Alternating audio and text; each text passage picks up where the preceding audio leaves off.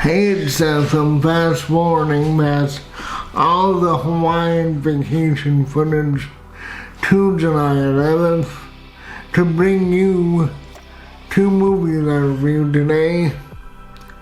And I screwed up, I left my phone in the car and it got too hot and overheated while I was filming, so I'm filming on a real camera.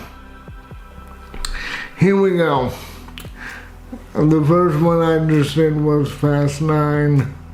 This is the second I'm doing Black Widow. And at first you wouldn't think that these two movies have that much in common, aside from maniacal overlords and superhero-esque action scenes, but you'd be wrong. Because it's all about family, and it's all about armored cars and planes. And this time I'm doing Black Widow. Of the two films, this one looked like it was better produced. It stars Scarlett Johansson, Florence Pugh, Rachel Weisz, and David Harbour. And this is a great movie, but it is also a victim of 2020 because we already know the fate of Romanoff with the last Avengers movie. It's too bad because this was a great film and I would like to see what they can do with a sequel. In this film, Romanoff decides to get revenge on a man who made her what she is today. Not who she is, but what she is. I was confused that this film was made a few years ago, just by the time they took to introduce the Black Widow character into the Marvel Universe. She was, tied up, and then she was kicking and beating people up and just escaping the warehouse or wherever she was. I mean, it screamed for a standalone movie, especially when Johansson was cast in the role. She's one of the most bankable stars to be cast in the MCU. She routinely makes $20 million a movie.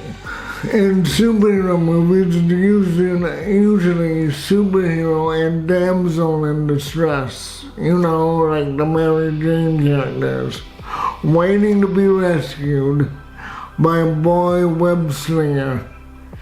Scarlett Johansson is usually in a very strong character role, but she was stuck in the Mary Jane role until almost an hour into the movie. What a waste of talent. That would never happen to Captain America or to Iron Man, the Hulk, name it. That would never happen to one of the boys. Some of the movie was typical. You've seen it in Red Sparrow, you've seen it in Anna and Salt with Angelina Jolie. The brainwashed Russian assassin role.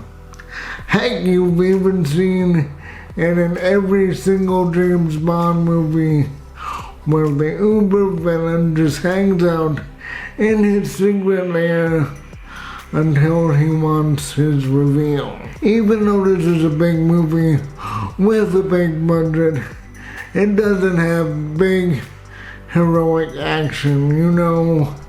How Iron Man and Hulk and all the rest of the MCU have spectacular fights that amaze the audience. There really aren't any in this movie because they're fighting in the thick of things and the fights are less memorable. It's like a lot of kicking and punching while buildings are crumbling and it just doesn't have the set pieces of having Black Widow do some incredible flips or like whatever she would do. It's just like fighting when buildings are falling. It made me a little angry because for all the things I don't like about Wonder Woman 1984, they had big spectacular fights, and to me that movie, Wonder Woman 84, was smaller. You know, it didn't seem to come off the ground, went out of country and stuff, so it seemed smaller to me.